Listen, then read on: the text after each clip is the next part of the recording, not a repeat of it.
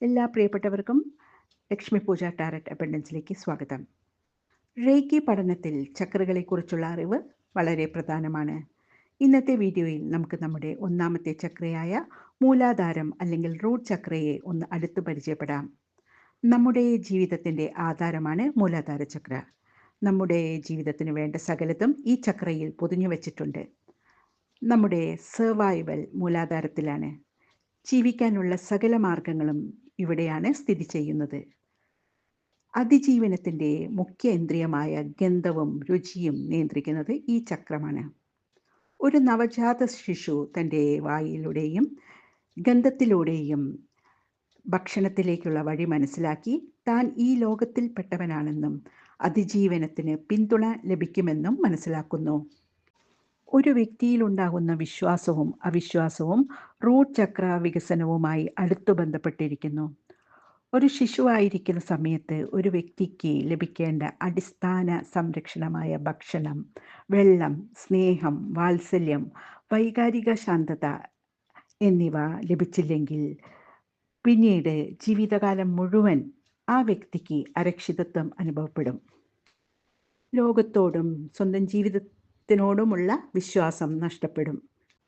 എന്നാൽ ഈ ആവശ്യങ്ങളൊക്കെ നിറവേറ്റപ്പെടുകയാണെങ്കിൽ അടിസ്ഥാനപരമായി സുരക്ഷിതത്വം തോന്നുകയും റൂട്ട് ചക്ര സ്ട്രോങ് ആവുകയും ചെയ്യും. ഇപ്പോൾ നിങ്ങൾക്ക് സുരക്ഷിതത്വം തോന്നുന്നുണ്ടോ ഇല്ലയോ എന്നത് ചെറിയ കുട്ടിയായിരിക്കുമ്പോൾ നിങ്ങൾ എത്രത്തോളം സുരക്ഷിതരാണെന്ന് നിങ്ങൾ കരുതി എന്നതിനെ അടിസ്ഥാനപ്പെടുത്തിയാണ് എന്ന് മനസ്സിലാക്കുക. റൂട്ട് ചക്ര ബാലൻസ്ഡായ അല്ലെങ്കിൽ ആക്റ്റീവായ ഒരു വ്യക്തിക്ക് ഉള്ളിലൊരു ട്രസ്റ്റ് ഉണ്ടാവും. എല്ലാറ്റിനോടും ഒരു വിശ്വാസമുണ്ടാവും. സ്വയം വിശ്വാസമുണ്ടാവും.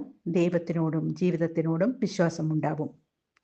ഇനി ആക്റ്റീവ് അല്ലെങ്കിലോ മൂലാധാരത്തിൻ്റെ നെഗറ്റീവ് എനർജി ഭയമാണ്.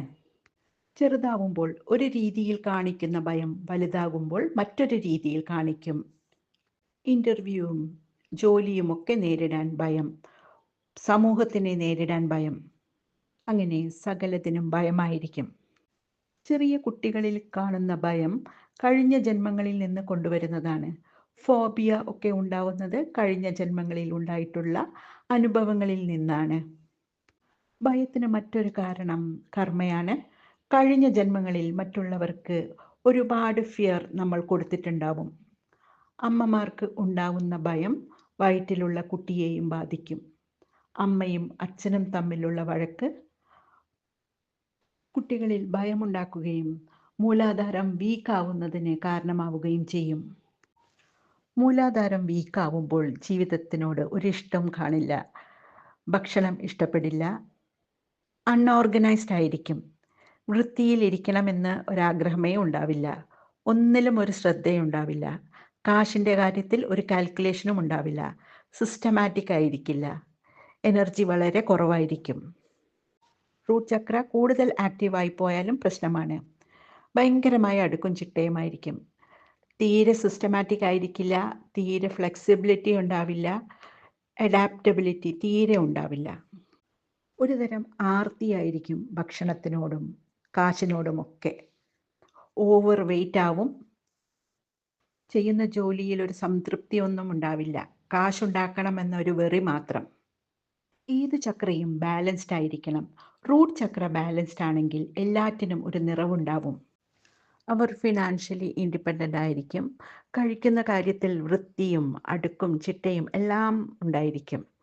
ഒരു ഗ്രൗണ്ടഡ് ഫീലിംഗ് ആയിരിക്കും. കാല് ഭൂമിയിൽ ഉറച്ചു നിർത്താനുള്ള ഒരു ചങ്കൂറ്റം. ജീവിതത്തിലെ എല്ലാ പ്രതിസന്ധികളെയും നേരിടാനുള്ള ചങ്കൂറ്റം ഇവർക്കുണ്ടായിരിക്കും.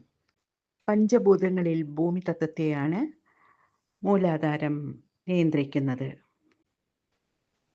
ഇതിൻ്റെ നിറം ചുവപ്പാണ്.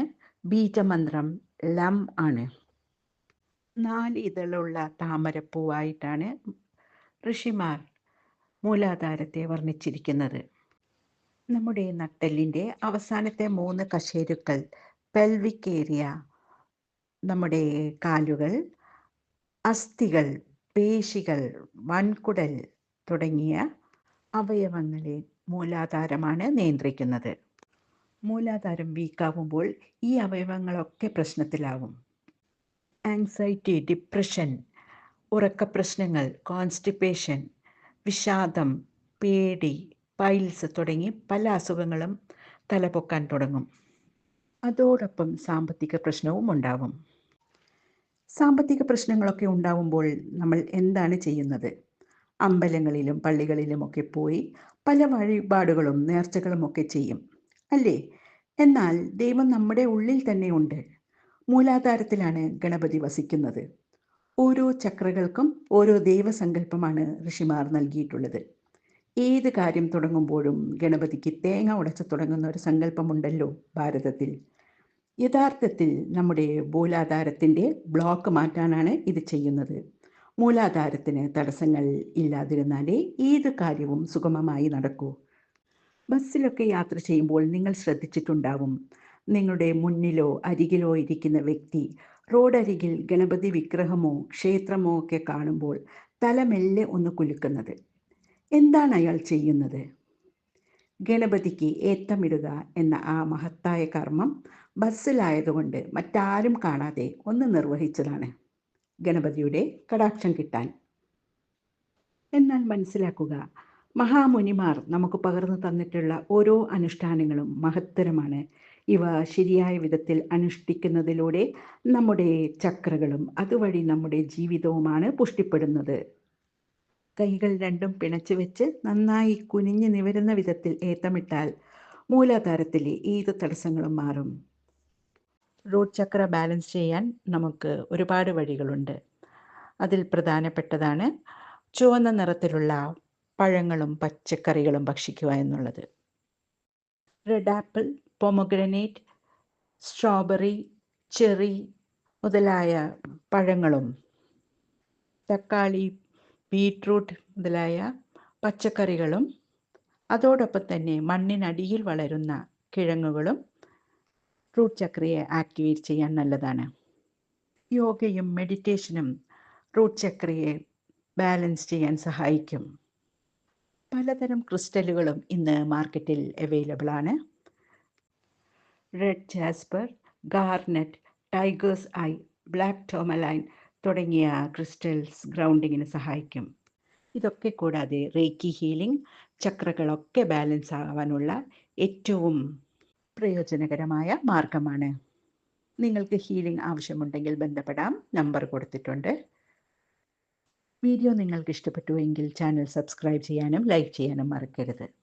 നന്ദി.